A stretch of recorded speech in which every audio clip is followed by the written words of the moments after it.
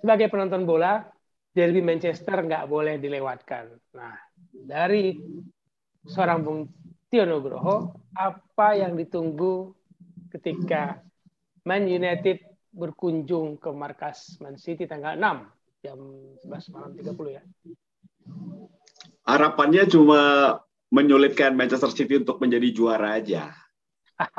Jadi Bukan. namanya derby itu kadang-kadang membuat sebuah momentum, Bang. Jadi kalau kita kalah di pertandingan lain itu mungkin akan terlupakan ketika kita menang dalam derby gitu. Jadi bagi United ini penting banget nih. Untuk juara kan udah susah. Untuk peringkat 4 juga susah. Tapi Bisa untuk menang lah. derby wajib gitu. Peringkat 4 masih bisa lah.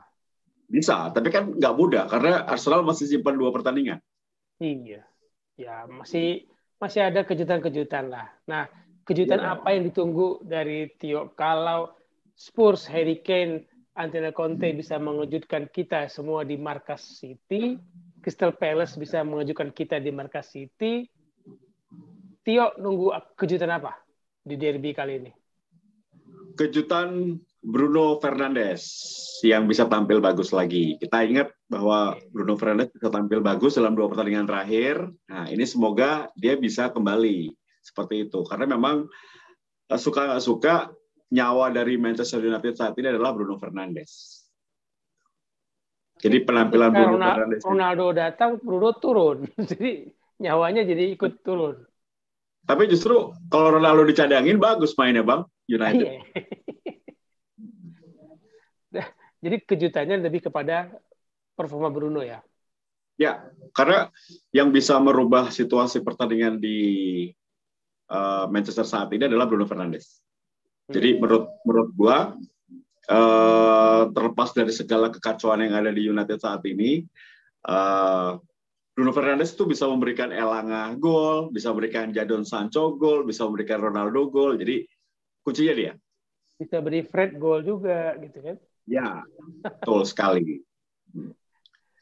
Kalau secara penampilan di lini depan, berapa performanya Man United sekarang, Tio? Kan udah nggak ada Greenwood, terus sekarang susah sekali mencetak gol.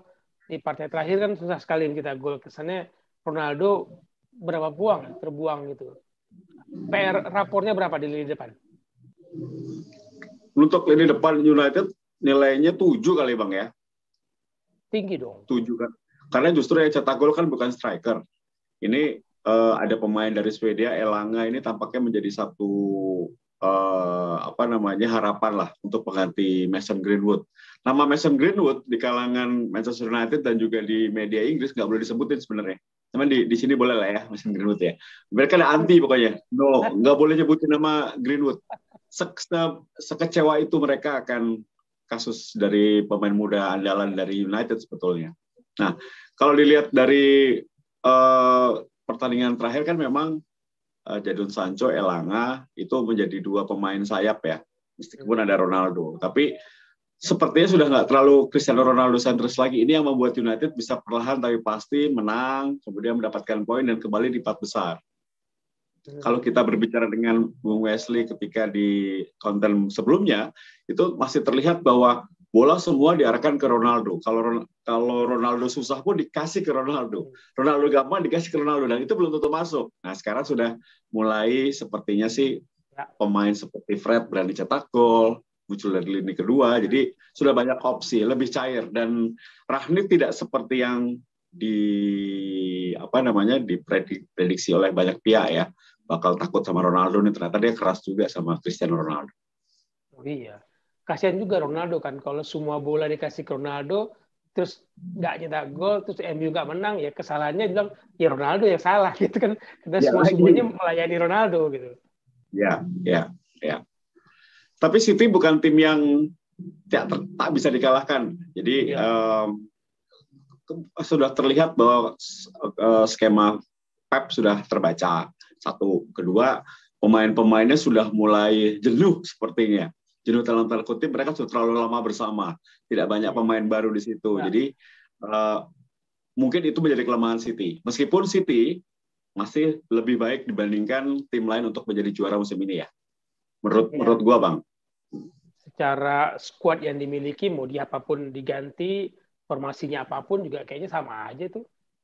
Ya, meskipun Liverpool sudah lama tidak terkalahkan ya, menang terus dan nempel di posisi kedua, tapi kalau melihat komposisi tim, City lebih pantas untuk menjadi juara sih.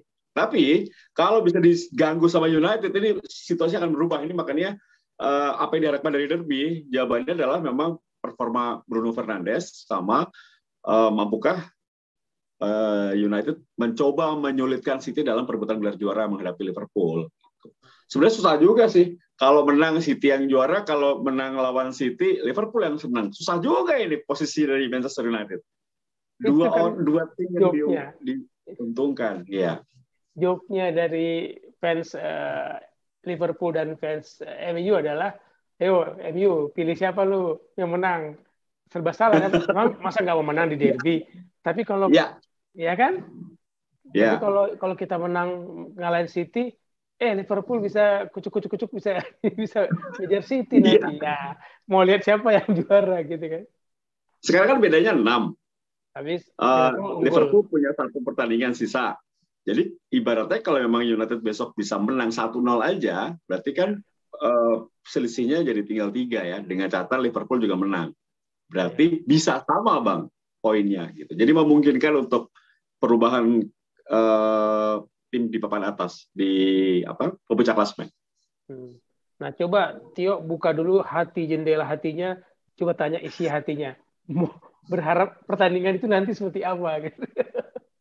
Kalau gue pribadi sebetulnya nggak kalau pribadi ya Bang ya, ini jujur ya, tidak melihat keuntungan untuk Liverpool atau City, tapi untuk melihat bagaimana sisa pertandingan ini untuk United yang sudah 27, berarti dia masih punya 7 pertandingan lagi, maksimal mungkin menang, yang penting menyelamatkan diri untuk 4 besar. Kalau nggak 4 besar, musim depan akan sulit lagi jika ingin mengambil pemain bintang. Kalau hanya tampil di Europa League, pasti akan kalah bersaing dalam perebutan gelar. Apalagi Glazer pelit. Tidak seperti Roman Abramovich yang sudah kita tahu lah ya, berapa uangnya, angkanya dibeli gitu. Atau seperti City gitu. Nah, ini akan sulit. Tapi kalau United di posisi 4, at least bergening Erik ten Hag tahun depan. Pede banget Erik ten Hag. Musim depan akan lebih mudah dalam perebutan pemain atau membuat tim ini lebih bagus daripada tim sebelumnya. Yakin banget loh Erik ten Hag. Kalau pribadi itu ya. Tapi kalau feeling sih juaranya tetap City. Ya. Karena sisa pertandingan lebih mudah dibandingkan Liverpool. Dan MU juga harus fokus ke dirinya sendiri kan, dia harus menyelamatkan posisinya dia, peduli setan lah siapa yang juara enggak gitu. Yes, that's the point. Terlepas dari banyak media yang memberitakan bahwa wah ini kalau menang nanti City yang juara, kalaupun lu menang nanti Liverpool yang diuntungkan, tapi lebih baik sih saat ini Rangnick dan juga pemain United harusnya fokus ke posisi 4 besar ya. Kalau untuk menjadi juara kan sulit banget udah. Peringkat 3 pun berat. Tapi mengambil keuntungan dari Chelsea yang lagi linglung, kehilangan sang owner, ini bisa dimanfaatkan juga untuk bisa merebut posisi 3. Karena posisi 3 lebih aman daripada posisi 4. Ini masih ada West Ham, masih ada Arsenal, Spurs, United yang bersaing di posisi 4. Iya. Itu Chelsea juga lebih bagus mengamankan posisi 3 aja. Gampang nih, kehilangan bos kan kebayang ya.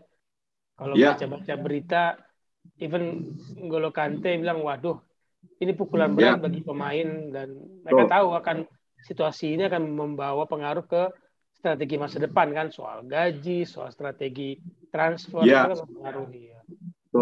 Mungkin mereka akan musim terakhir semua di bawah musim ini, jadi pemain-pemain yang ada bisa saja pindah musim depan. Karena kebijakan tim, suasana tim dengan owner yang berbeda itu akan sangat-sangat berbeda sebetulnya. Ya sejak 2003 Abramovich jor-joran ya, nggak ada hutang, ibaratnya hutangnya buat diri sendiri gitu. Dia nggak banyak meninggalkan hutang, berapa dana pun diinjek. Ini beda banget sama situasi di United, di City atau di Liverpool sekalipun ya. Ini ownernya berbeda. Sama owner Amerika beda. Oh jauh. Pelit. Amerika itu contohnya ada 2 Bang, United sama Roma, parah. Tapi yang untung Amerika yang sekarang di Roma lumayan lah. Ya. termasuk itu kan baca-baca terakhir Harry Maguire juga sekarang diganggu kondisinya dengan disebut MU lagi nyari back berkelas yang benar-benar pantas menjadi wakil pelatih di dalam lapangan termasuk sebagai jangkar di belakang kan. Ya. Nah, itu pasti Ya, mempengaruhi situasi itu. Kemarin sempat ngobrol di itu, Bang Wes, sama teman-teman United di Space di Twitter. Itu mereka memang diskusinya tuh sudah mengatakan bahwa mereka udah gak peduli lagi musim ini. Yang penting musim ini tuh mereka tetap 4 besar aja. Kemudian mengenai Maguire, Pogba, Cristiano Ronaldo itu 3 nama yang justru disebut oleh mereka untuk harusnya hengkang tahun depan gitu. Mengejutkan kan? Mereka nyebut 3 nama tuh, Maguire, Pogba, Cristiano Ronaldo. Kalau bisa tahun depan nggak usah diperpanjang. Itu suara hati dari garis keras teman-teman Fuad dan kawan-kawan lah di Manchester United mengatakan demikian. Ekspektasinya tinggi, kenyataannya terlalu jauh kali ya.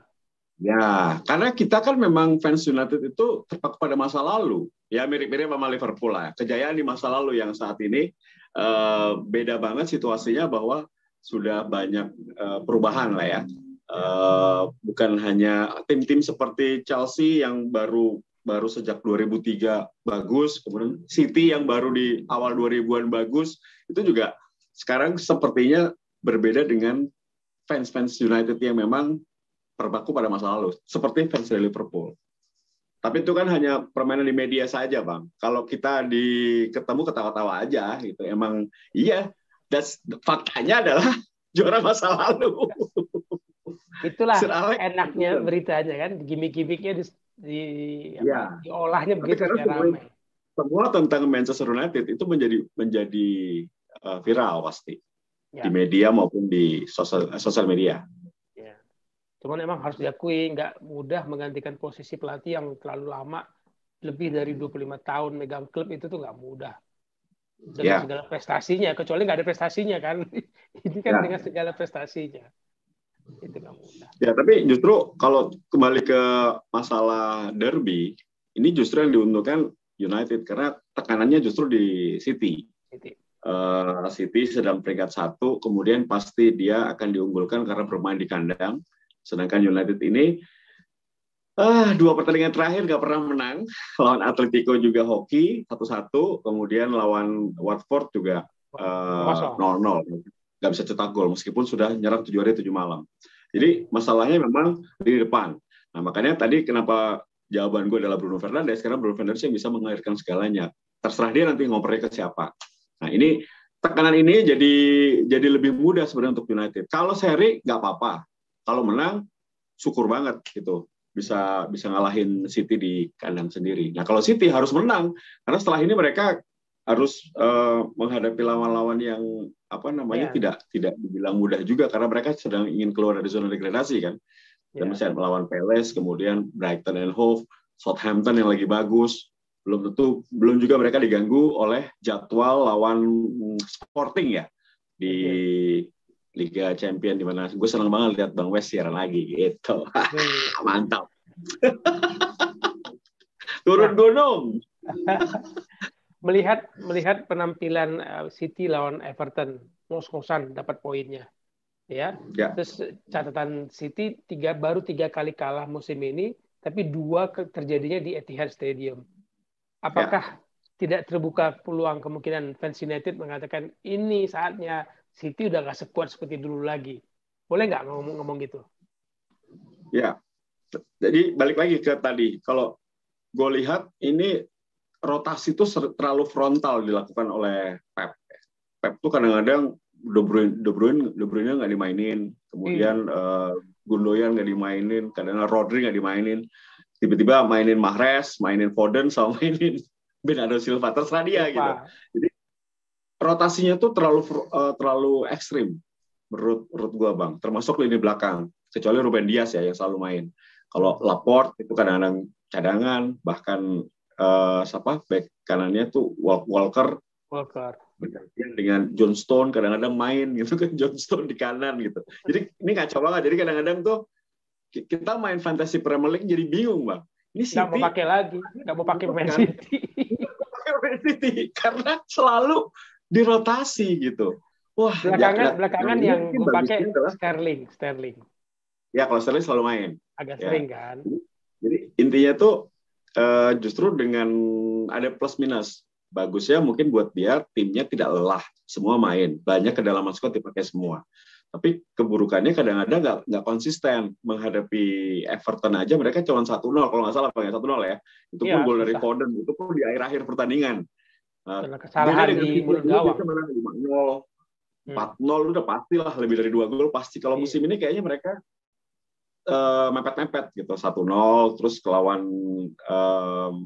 kecuali lawan ini ya, lawan Sporting kemarin ya, lawan Norwich juga mereka menang gede. Tapi sisanya kan lawan Spurs kalah, terus lawan Peterborough aja di FA Cup menang 2-0. Jadi nggak seperti City yang dulu, kalau lawan City kayaknya wah udah pasti kalah banyak lah, minimal 3 gol gitu. Nah kali ini justru gue yakin nih, minimal seri di derby Manchester. Tapi kalau bisa menang, ini akan membuat suasana Liga Inggris akan semakin menarik. Iya. Yang tenang juga fans Liverpool. Iya. Liverpool lawan siapa bang ya? Minggu ini ya? Gua. Ntar kita cek. Gue kasih lihat ini. Tapi Liverpool lagi on fire juga ya. Ya, Liverpool dia rotasi di lini depan juga menarik kan. Firmino cedera pun bisa. Siapa Liverpool? Ya. Harusnya Liverpool bisa ambil angka ya. Dapat lah. Lawan West Ham. Berat juga. Tapi kalau dia bisa 3 poin, mantap nih. Makin tertekan City-nya. Ya. Gue nunggu sih gimana itu rotasinya siapa yang dimainkan nih. Luis Diaz, Diego Jota, Salah, Mane, kalau Firmino sehat gitu itu menarik juga. Ini Luis Diaz membuat perubahan ya, pemain Kolombia ini oke. Ya. Itulah bedanya mata kita sama mata pelatih ya. Waktu ngeliat dia main lawan Porto kan, ya dia obok tuh Porto sama Liverpool home and away. Tiba-tiba dia ambil, dicomot satu pemainnya. Makin susah lagi tuh Porto. Ya. Iya. Buat menyikapi itu, Tio, karena kontraknya Salah, Mane, Firmino habis semua kan tahun depan. Ya. Ini 2023. Tapi kayaknya pindah semua ya. Sekarang. Hah? Kayaknya pindah semua kayaknya. Ya kalau pindah semua kan berarti sekarang dijual supaya dapat duit kan. Makanya beli Luis Diaz, siap-siapin lah itu. Jadi nanti Minamino striker utama Liverpool. Ya. Bagus lah Minamino. Buat Piala Asia maksudnya bagus. Buat Piala FA aja deh itu kawan. Aduh. Oke, the last question buat Tio di dalam kehadiran Rangnick dari awal sampai sekarang, siapa menurut lu pemain yang bersinar bersama Rangnick?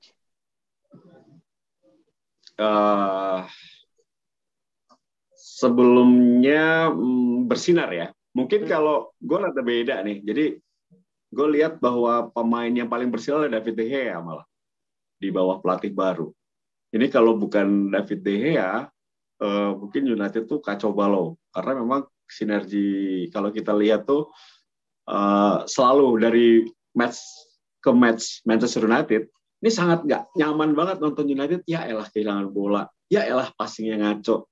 Terus mana nih gegen pressingnya nggak pernah kelihatan gitu. Jadi ekspektasinya tinggi. Katanya suhunya gegen pressing. Nggak pernah juga kelihatan. Yang satu lari kemana. Yang jelas kalau gegen pressing yang masih terlihat jelas, itulah Liverpool. Jadi ketika kemarin tuh lawan Chelsea, itu kelihatan banget tuh. Itulah gegen pressing yang benar itu. Pertandingan yang memang taktikal banget. Kalau United main, nggak ada gegen pressing gitu. Jadi balik lagi,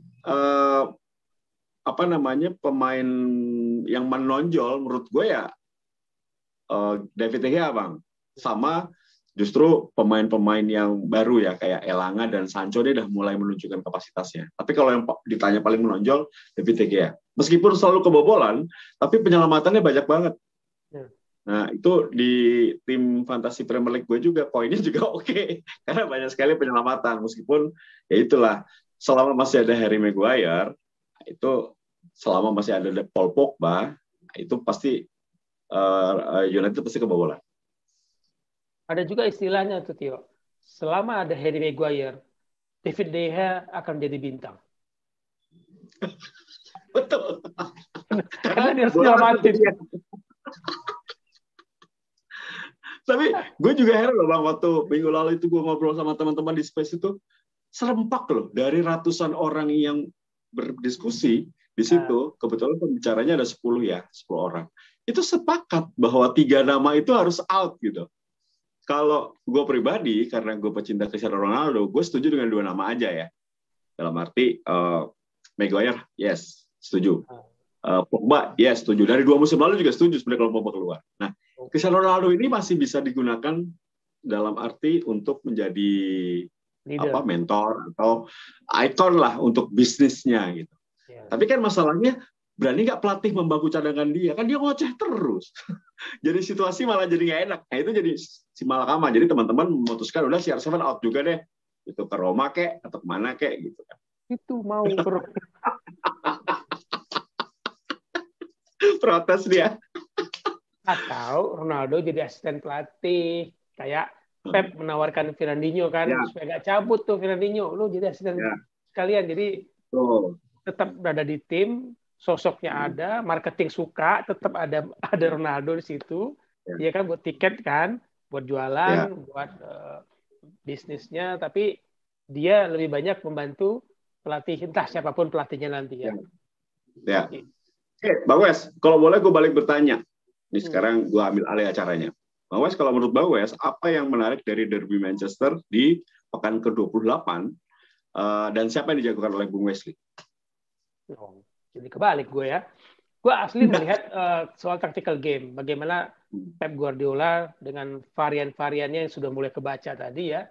Sudah mulai kelihatan nih, gerak sini udah oper. Makanya belakangan kita lihat di lini depan entah siapa sekarang, entah Foden, entah Bernardo Silva kadang-kadang si Raheem Sterling itu yang kadang-kadang dipaksakan supaya nggak ketebak strateginya. Nah, strategi Rangnick ini lagi yang gue bilang, ini 2 strategi. Kalau sebagus-bagusnya pemain di lapangan, kalau strateginya salah, disikat sama Pep. Ini kalau strategi Rangnick salah. Apakah dia belajar dari Conte? Bagaimana Conte nggak perlu banyak-banyak melakukan serangan, ya kan? Hanya 6 tembakan, tapi 5 on target, nggak usah sering-sering melepas bola. Nah, kalau pemain Spurs nggak sering kehilangan bola, bisa nggak pemain United nggak sering kehilangan bola? Karena kalau sering kehilangan bola, duel sama City, serangan balik City ya hukuman dengan back kayak Harry Maguire. Gitu sih gue. Terus menang siapa? Gue masih melihat City. City ya? City. Kalau City menang United, dia akan lebih mudah menjadi juara sepertinya. Ya memang dari awal udahlah. Susah ngalahin. Susah. Gue bilang, ini persaingan di Premier League akan seru kalau Pep cabut keluar ke Italia apa ke mana gitu. Ya. Selagi nggak Italia juga sih kayaknya. Balik ke Barcelona kayaknya, Bang. Iya, mungkin lah. Jadi Pep pindah, agak seru nih persaingan. Karena kalau Pep masih di City, uang masih banyak, dia beli pemain suka-sukanya, bisa tukar-tukar gitu ya. Bisa beli Jack Grealish aja begitu, coba. Meskipun overrated. Kemahalan. Iya. Mending beli yang lain, dapat 3 pemain bagus. Dan dia juga katanya sih kebal pecat ya. Jadi kebal pemecatan dia, seperti nggak akan dipecat gitu. Ya, jadi dia kontrak selesai tahun depan kan? Ya, perpanjang sepertinya. Ya, kalau diperpanjang ya repot lagi gitu. Kalau Oke, Bang, pertanyaan kedua, Bang. Ini nyambung, Bang. Siapa pemain, apakah tadi kan gue udah mengemukakan pendapat atau suara dari teman-teman tuh, ada 3 pemain yang memang sudah tidak berperan atau diharapkan hengkang dari United. Nah, menurut lo, Bang, siapa pemain yang memang harus hengkang sebetulnya atau public enemy sebetulnya untuk United? Gue setuju kalau Ronaldo tadi, kalau usulan gue ditaruh jadi double inilah ya, pekerjaan sebagai asisten pelatih supaya posisi dia tetap aman di klub. Pogba udah kelamaan jadi toksik kalau kata orang gitu ya. Harry Maguire menurut gue emang harus membuktikan kestabilan dia sebagai pemimpin. Karena ini bukannya Swansea, ini bukan klub apa ya, ini MU gitu. Maksudnya MU itu pakai ban kapten, nggak begitu kelasnya ban kapten. Iya kan? Kita di ban kapten kepala kita tahunya siapa? Roy Keane, ya kan? Betul. Di Evra, Cantona, ya era-era kesini masih oke gitu kan. Tapi kemudian lihat sosok satu ini kok gitu. Lompatannya kurang bagus. Kemarin berapa kali serangan dari dia ininya yang lawan-lawan udah ngerti lah ngejarnya si Harry Maguire. Sampai kemudian muncul nama siapa yang dari Chelsea diminta untuk Rudiger. Karena udah panik kali, siapapun dipasang nggak ada yang matching gitu. Siapapun yang dipasang nggak ada yang matching, dan mereka nggak punya back berkelas.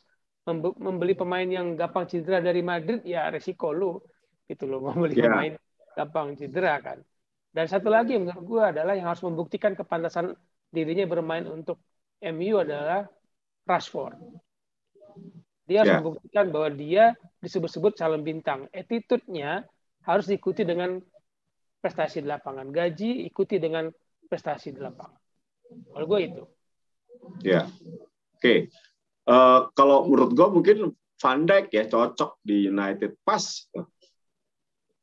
Van Dijk, Joel Matip, ambilnya semua.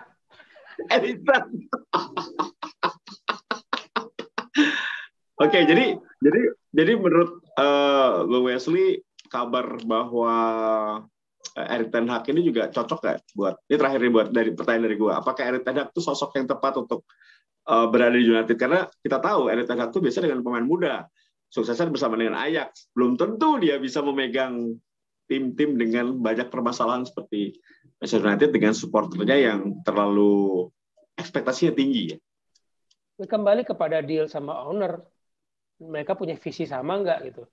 Ya kalau visinya kayak Conte bolak-balik ngomongin visi beda sama itu kan berdampak setiap hasil itu muncul lagi itu isu itu. Jadi kalau hasilnya bagus diem, tapi kalau hasilnya nggak bagus, ya ini visi kita beda, ya itu repot. Nah itu repot.